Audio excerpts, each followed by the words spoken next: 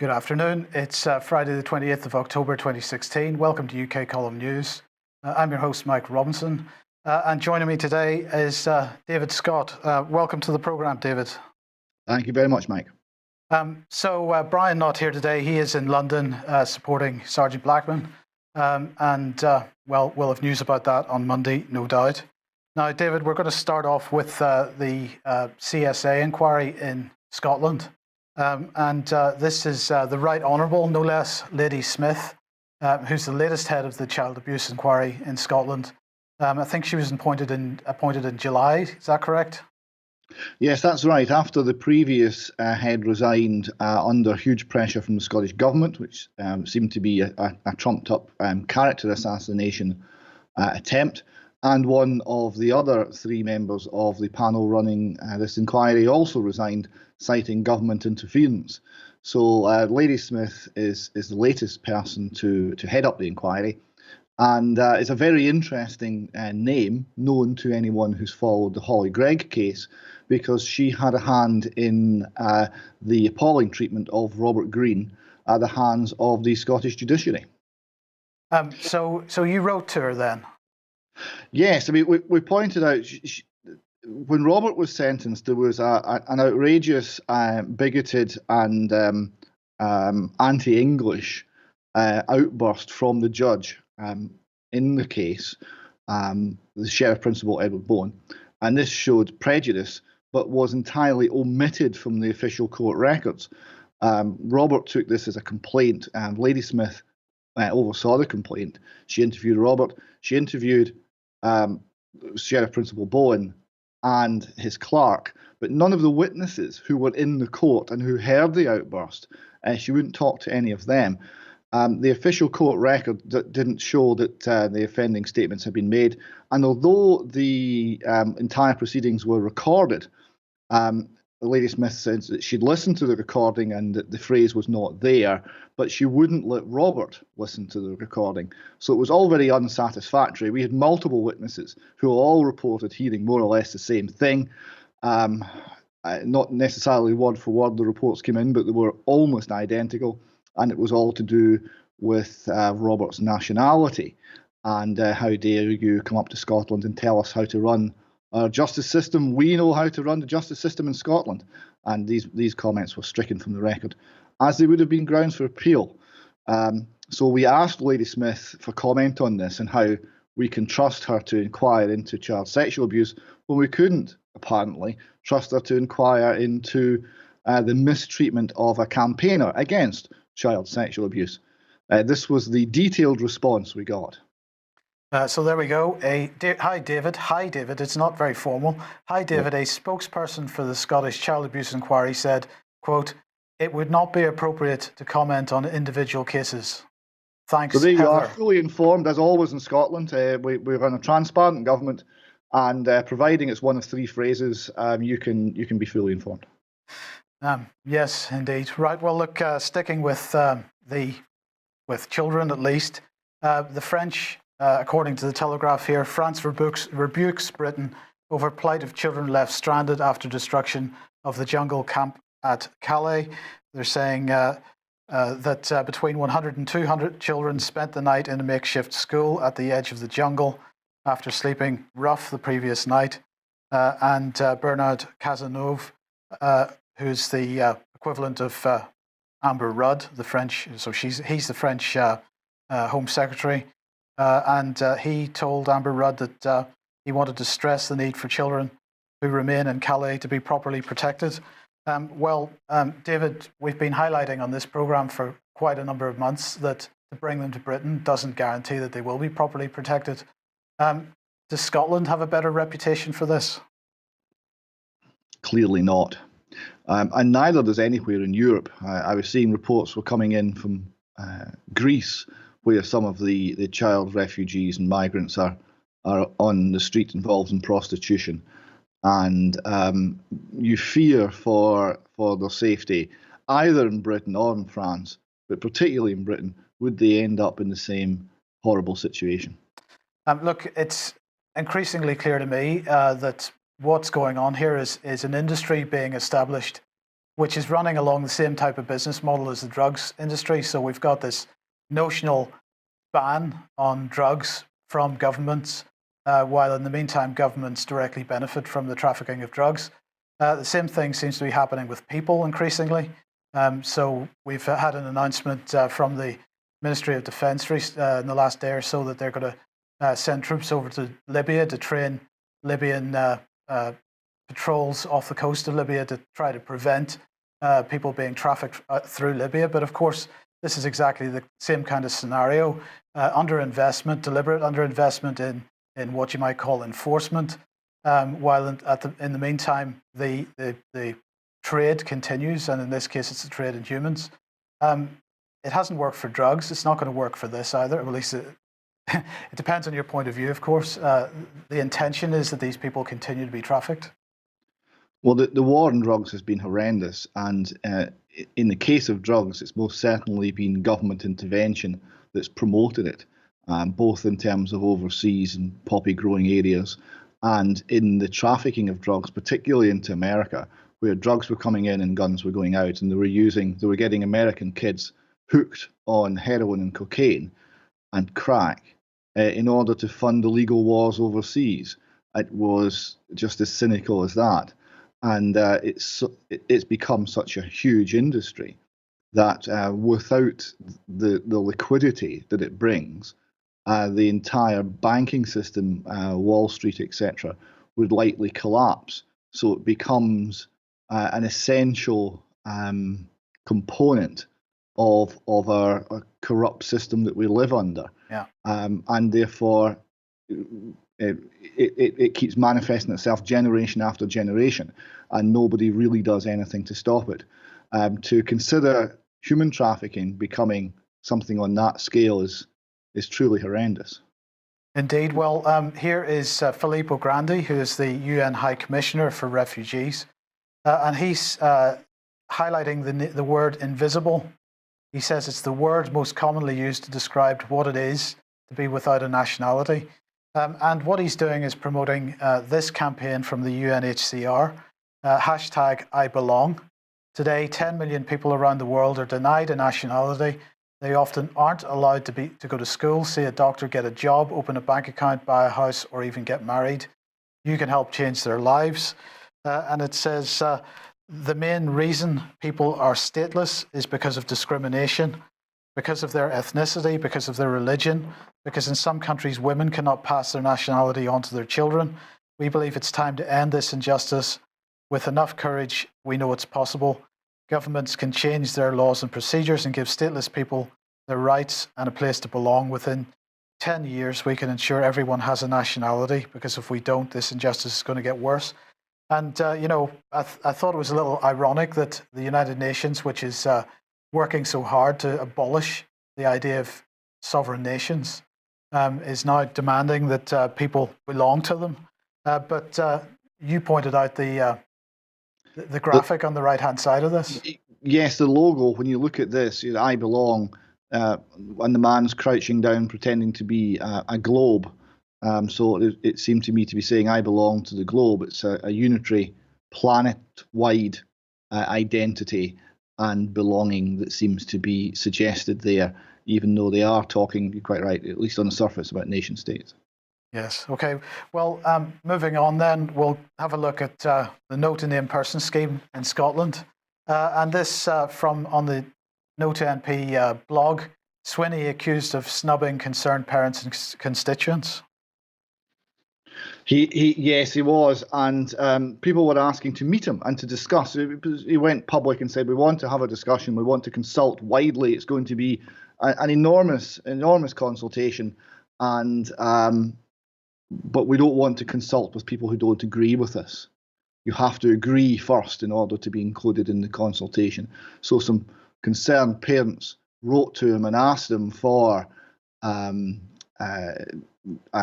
some time to meet and discuss the issues that surround the named person. And the following letter was the less than bold reply.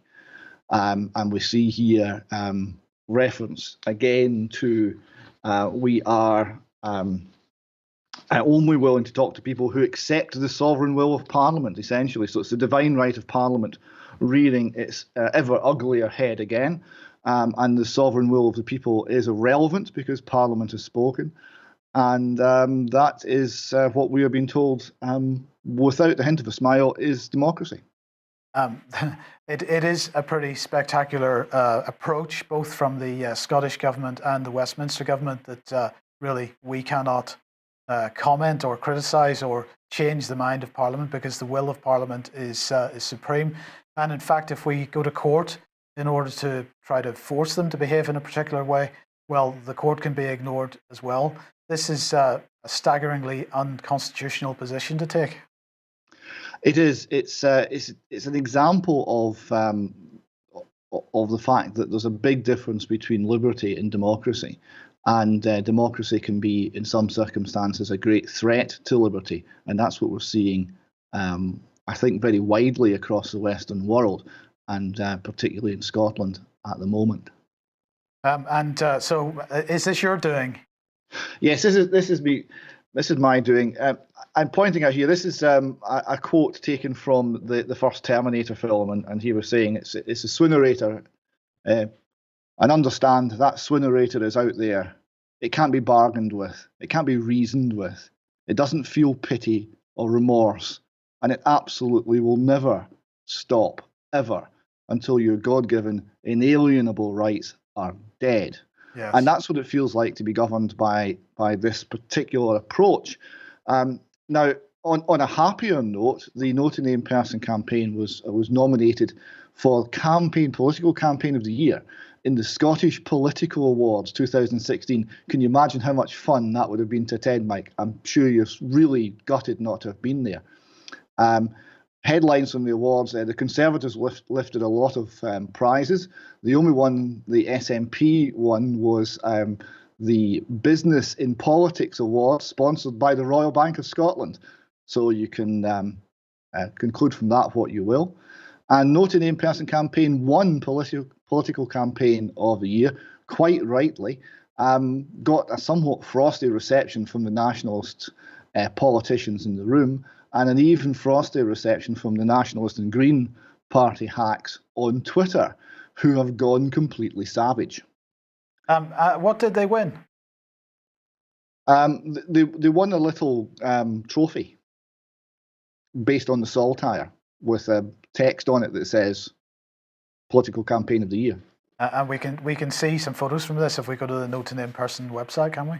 I'm sure there'll be photographs up. They're certainly up on Twitter already.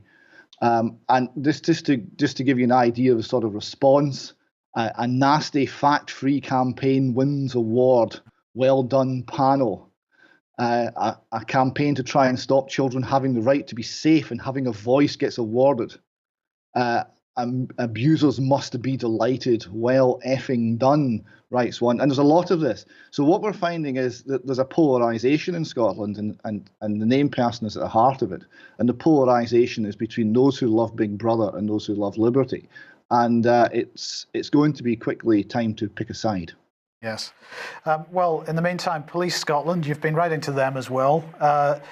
I'll read this out in a second, but just give us a little bit of background to this. Well, this was courtesy of some of the background discussions that go on surrounding the UK column. And John Hurst, your excellent and enormous English policeman, is always putting forward very interesting bits of information. And he outlined the recent and very helpful Act of Parliament that governs corruption in the police, and states very clearly what the requirements are and very clearly what the sanctions are in England and Wales if a policeman acts in a corrupt way. So you've written to them and you've pointed this out and said in England and Wales, the Criminal Justice Act 2015 applies. Corrupt or other improper exercise of police powers and privileges. A police constable listed in subsection 3 commits an offence if he or she A, exercises the powers and privileges of a constable improperly, and B, knows or ought to know that the exercise is improper. And section 2 point 2 says, a police constable guilty of an offence under the section is liable on conviction on indictment to imprisonment of a term not exceeding 14 years or a fine or both. And you asked, could they please advise of the equivalent statutory provisions covering Scotland? And you ask, could they also advise on Police Scotland's understanding of the common law crime of breach of duty and how it affects the conduct of police officers? So I thought that was quite clear, and I had high hopes for a detailed response. And several months went past, and this is what we got. Well, it is a very detailed response. It's not for him, as solicitor to the Chief Constable, to offer members of the public legal advice. Yeah, he said we looked into this in great detail for you, and after much deliberation involving several departments, the senior solicitor has provided the following response, and the response is, please ask the Citizens Advice Bureau. So from this, I must conclude that Police Scotland are not at all clear as to what the law is regarding misconduct and corruption. But we will keep digging, and hopefully we'll have more on that later. Yes, okay. Now, the Highland investigation, you had a meeting in the Royal Highland Hotel last week. How did it go? It was very good turnout, very interesting conversations, which lasted for quite a few hours, extremely worthwhile. So thank you for everyone who came along to that. Now, just briefly, for anybody that's coming on this for the first time, just remind us what it is you're wanting to achieve with this. Highland Council has been held up as the testing ground for named person and for the whole GIRFEC approach, which surrounds every aspect of the state interacting with children and families, and has been held up as a wonderful success. Right, and sorry, GIRFEC is getting it right for every child? Getting it right for every child, yes. And the apostle of GIRFEC is a gentleman called Bill Alexander from Highland Council, and his constant refrain is, come to Highland, see how well it's working. No one could have any problems with this. It's been proven to work so well on the ground. So we started to make some inquiries, and we found an entirely different story. We found council officials behaving in the most dreadful ways towards loving parents. And what we're doing is we're gathering information, we're gathering stories, we're gathering accounts, and we're seeing patterns. So it's not just one or two stories, we're seeing patterns as to how GIRFEC and the named person really operates.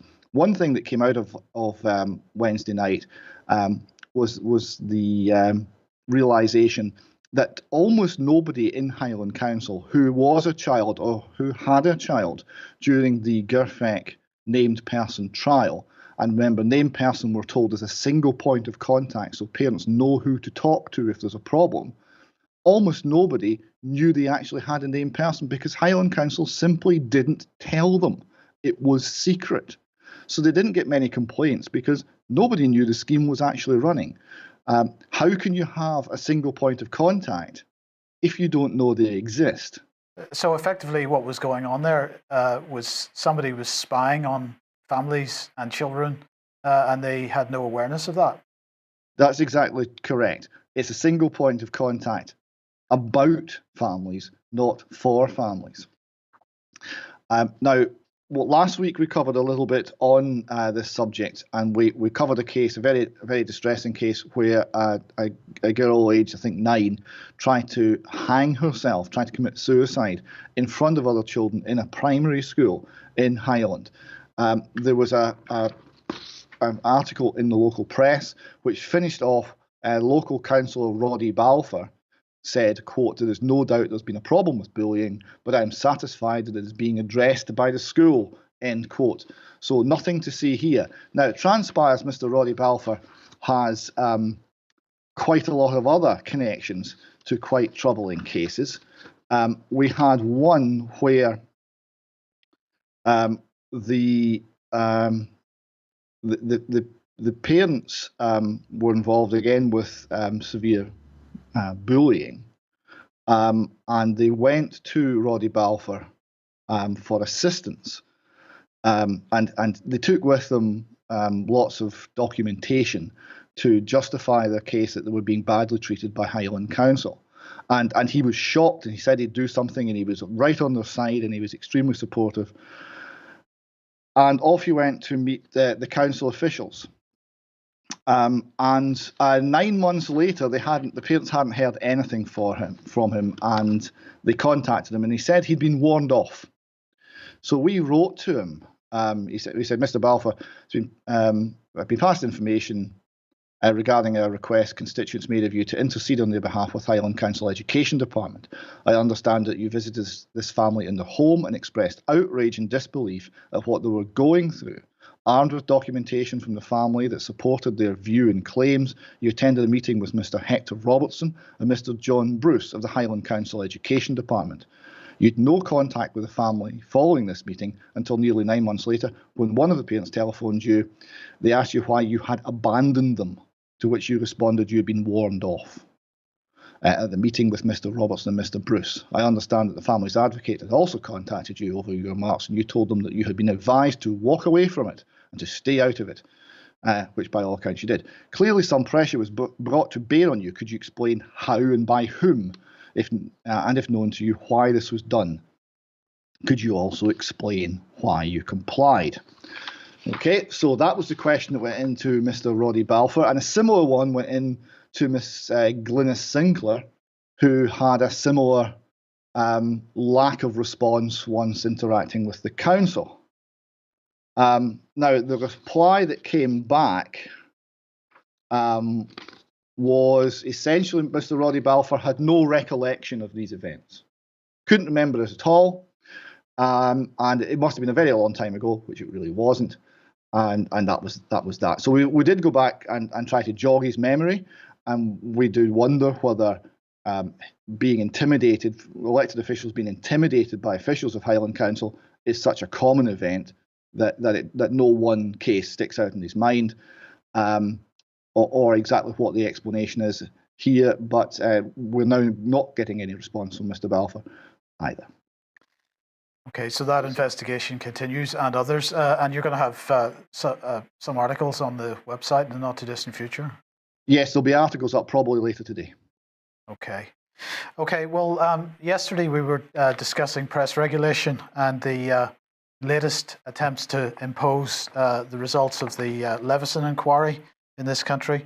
And just to give a bit of a reminder, we have a regulator of the regulators, which is the Press Recognition Panel.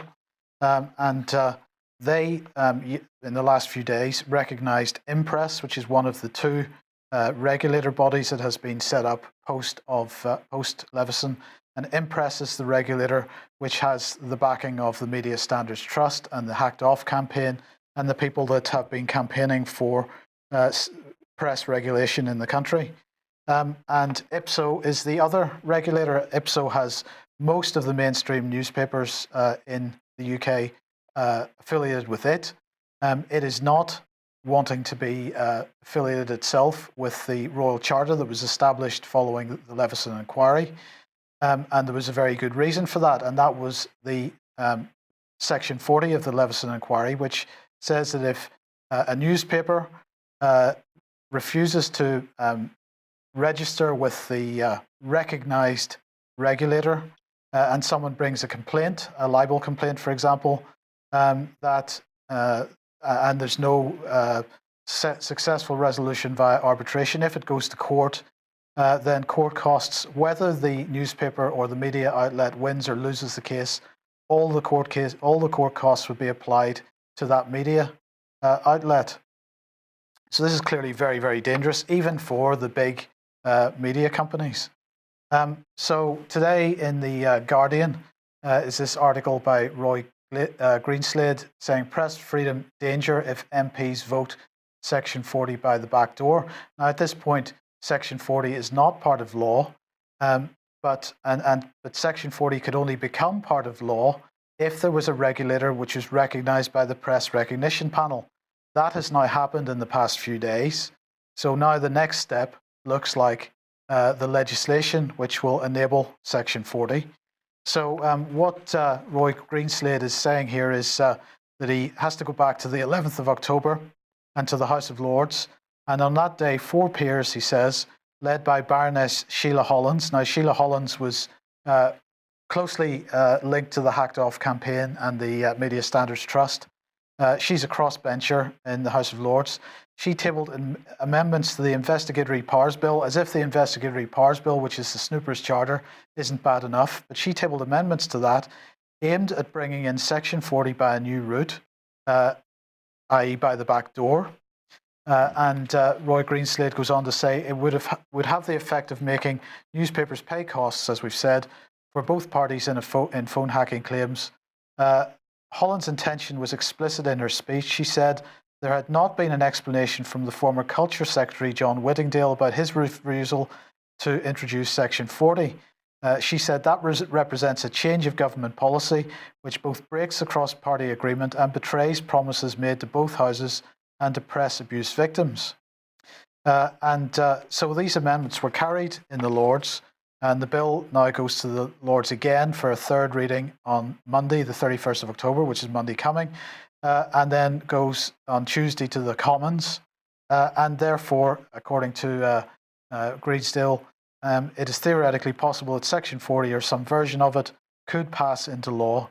It's uncertain whether the government will be able to whip all Tory MPs into line. So now he then goes on to present a scenario. A person makes a legal complaint about a story. They argue that details could only have been obtained by a journalist hacking into his or her phone.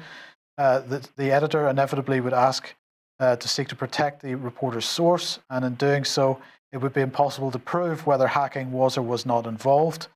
And in the ensuing legal action under the Section 40 provision, the newspaper's publisher would be liable for the costs of the claimant as well as his own.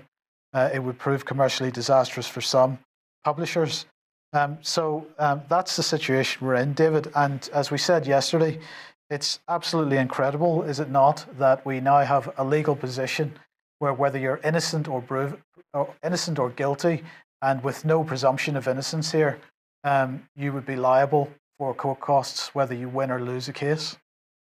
Another example of the presumption of innocence being eroded in this country, as it has in numerous times in numerous ways, and an attack on press freedom, which is absolutely fundamental.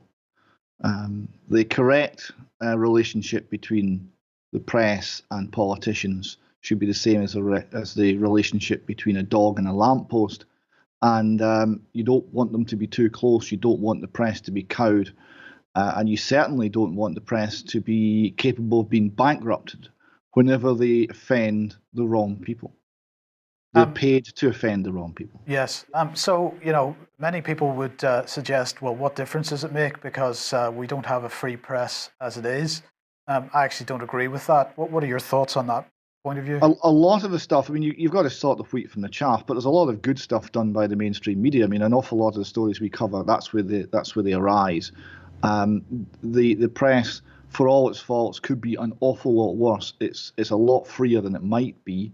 It's in decline, certainly, but there's a lot of good there that's worth saving. And this would be one of the final nails in the coffin, I think. Yes. Okay. Well, look, let's move on to international issues.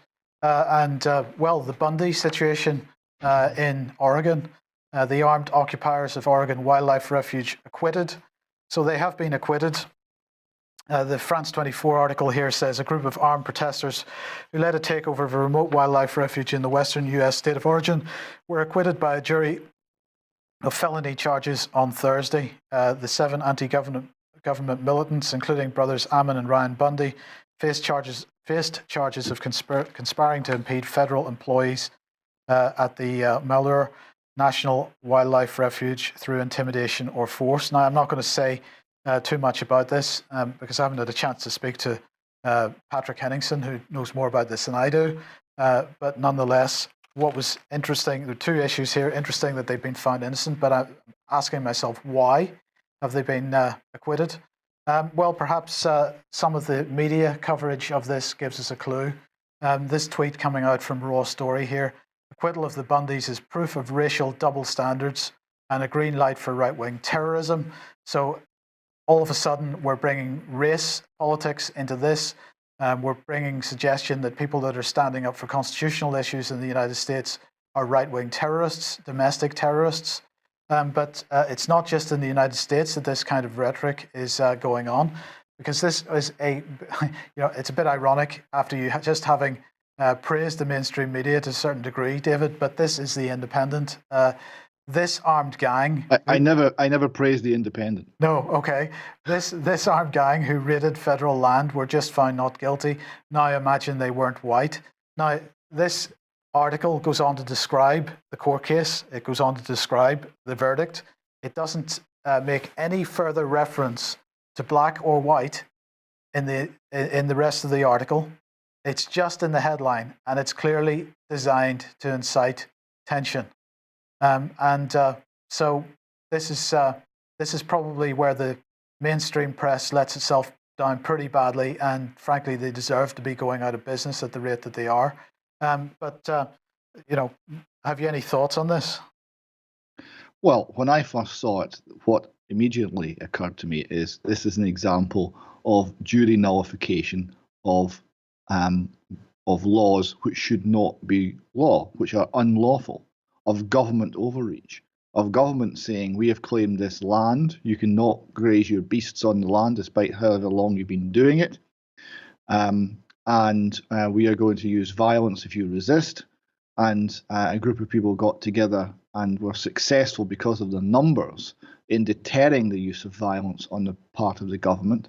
The government went the legal route to prosecute them, and they were put in front of a jury of their peers, and the jury of their peers said not guilty. And is that not our system? Is that not the very protection that makes the common law system, the Anglo-Saxon system, a greater guarantor of liberty than one where everything comes top down from the government in the European fashion?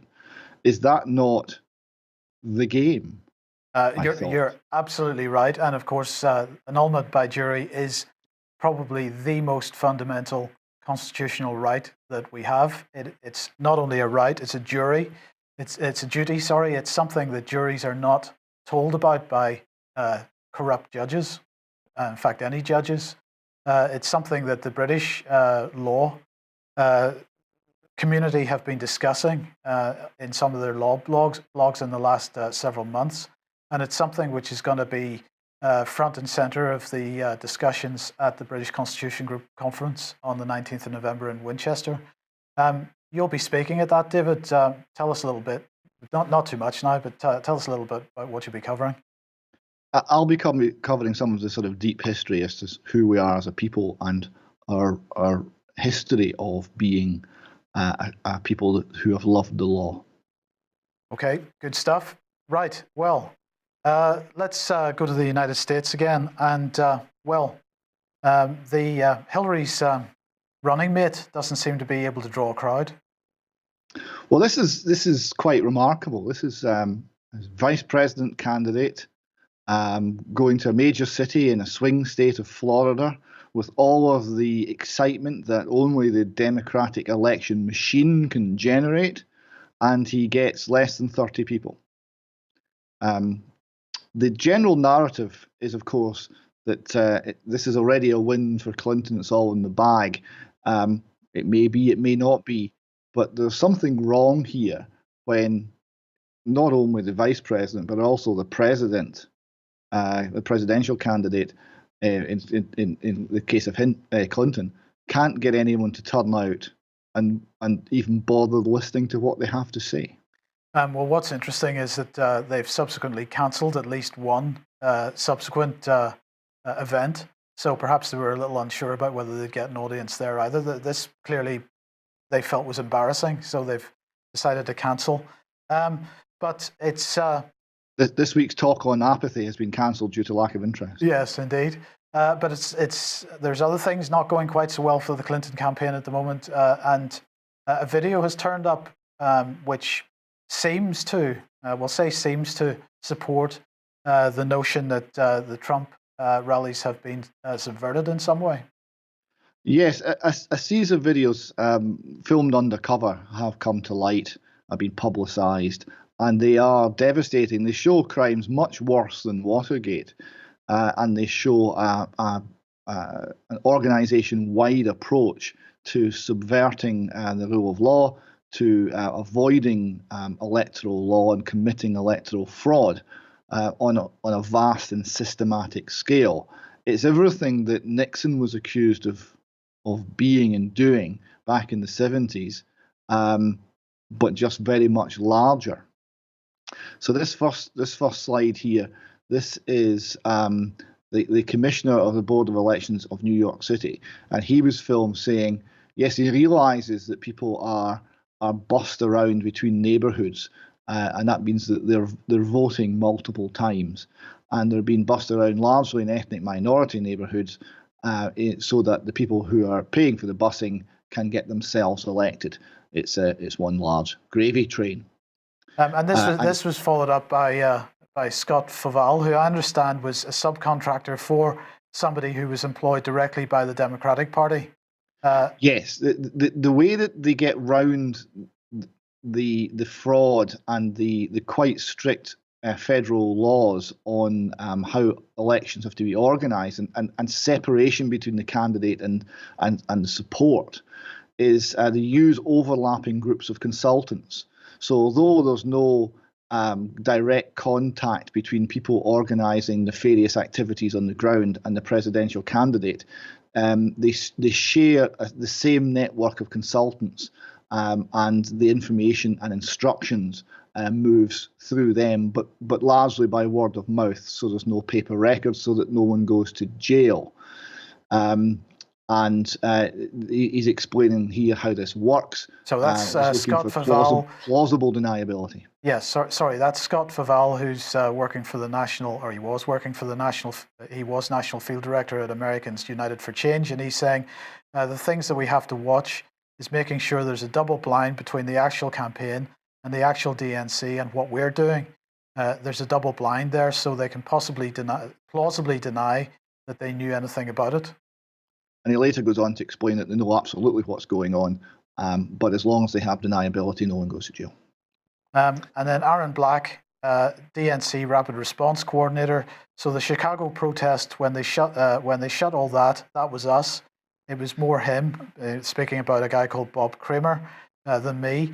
But none of this is supposed to come back to us because we want it coming from people. We don't want it to come from the party.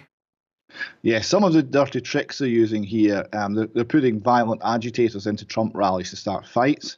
The one in Chicago actually closed the rally. Something like 10,000 people turned up to hear Trump, and they were all sent away because it was getting too violent. There was several police officers were injured trying to keep the peace.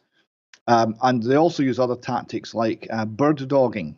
What bird dogging is they pay people to turn up very early. So if the rally's on at 8 in the evening, they'll pay people to turn up at 6 a.m.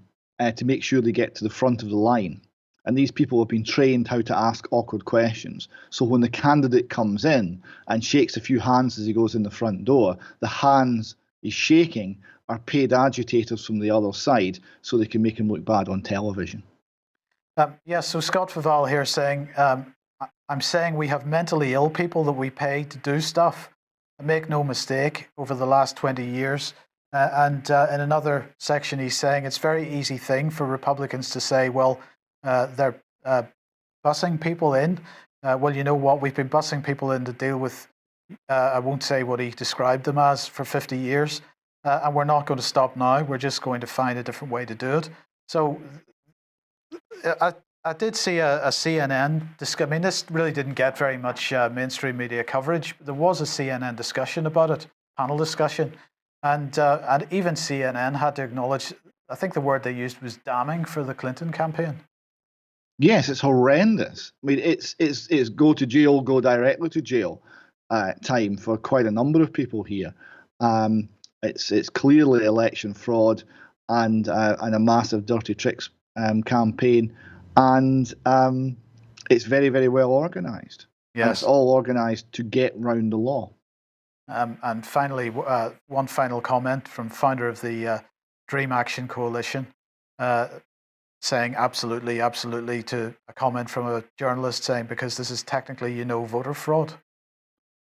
Yes, the journalist first says, you won't tell anyone, will you? He said, no, because it's voter fraud. Yeah, absolutely, we won't tell anyone. So they know. I mean, they know it's illegal. It's not stupidity. It's not ignorance of the law. Not that would be an excuse. It's completely corrupt. Yes. Now, of course, CNN, as I say, did have a panel discussion about this, but one of the tactics that they attempted to use was to discredit the person who had put this stuff out. Now, I don't know anything about the person concerned, but they're saying he has a criminal record and all the rest of it. I don't think that's really relevant. And one of the other excuses I saw from Al Sharpton was, well, it's been edited, you know. Right? There's been hours of hidden camera footage. Of course, it's been edited, but it's quite clear what was being discussed there. It's not been edited to distort the meaning. It's quite clear what's been planned. And when you look at the amount of coverage, wall-to-wall coverage in the States, that has been given to say some woman claiming that Trump acted in a threatening manner, inappropriate sexual manner, 15 or 30 years ago, on one occasion for which there's no proof. Here we have a damning evidence of political gangsterism affecting the Clinton campaign, and it's had hardly any coverage. It's quite clear where the press are coming down, particularly in the States. There is an agenda, and it's called Elect Hillary. Indeed. Now, look, we're running out of time, David, so I'm just going to move on ahead to Tony Blair, because he, of course, is back in British politics. We don't want him. We'd very much prefer that he's sitting in the International Criminal Court instead. But everybody's so worried about Jeremy Corbyn that they're bringing him back. And he is, of course, commenting on Brexit, the fraud. But nonetheless, he's pretending that it's real. But he's saying that we, as in him and all the other Remainers, are the insurgents now. So he's suggesting that a second referendum is needed to reverse what he described as the catastrophe of Brexit. And he's calling on everybody that voted Remain to get mobilised, to get active. He's saying that Remain voters are the insurgents now. He's urging them to persuade Brexit supporters that the country is better off staying in the European Union. He said that the will of the people should be respected, but, and there's always a but on this, but Remain voters have to believe in people's innate sense that they're also open to a better argument in the light of the facts that may come to light. And he said, but surely we're entitled to try to persuade, to make the argument, and not to be whipped into line to support a decision we genuinely believe is a catastrophe for the country we love. To be honest, I'm speechless as to what to say about this man. He's just a disgrace. You could spend a couple of hours on what is wrong with those few sentences. We don't have a couple of hours. I like the use of the word insurgent instead of underdog. Right? Insurgent is, we're talking about violent activity. That's a strange metaphor to go to, don't you think? Indeed. He went on to say, I'll just put him back on while I read this, because his face is so delightful, but he went on to say, the issue is not whether we ignore the will of the people, but whether, as information becomes available and facts take the place of claims, that the will of the people would shift. Are we going to rely on this man for facts? Quite. This is the Nicola Sturgeon defence, of course. Yes, you voted to remain part of the UK, but things have changed. Now, this, of course, is true, because the nature of life is things always change. The situation is not exactly identical one day to the next. So this always gives them a chance to come back for more. More goes at persuading the people, or bullying the people, or scaring the people into doing what they want them to do. This is what we call democracy in the modern world. And it's been very fondly used in Europe on several occasions. Particularly with the Irish, where if you don't give the right answer, you will be asked again and put under a certain amount of pressure until the answer aligns with your instructions. Well, I believe that's exactly what's going to happen. But in the meantime, how would we change people's minds on this? Well, we might deploy the financial system to try to change them for us. So this is Bloomberg discussing this. The actual headline to this, which unfortunately is chopped off the bottom of this slide, says, Posen, nothing good can come from Brexit. This is Peterson Institute President Adam Posen discussing Brexit on Bloomberg Daybreak Europe. And of course, what has happened, this is what he's talking about. Zero Hedge covering it as well. Basically, there's been a court case in Northern Ireland over whether Theresa May can press ahead with Brexit, despite the opinions of half the country, is what the argument was. That court case was lost in a high court in Northern Ireland.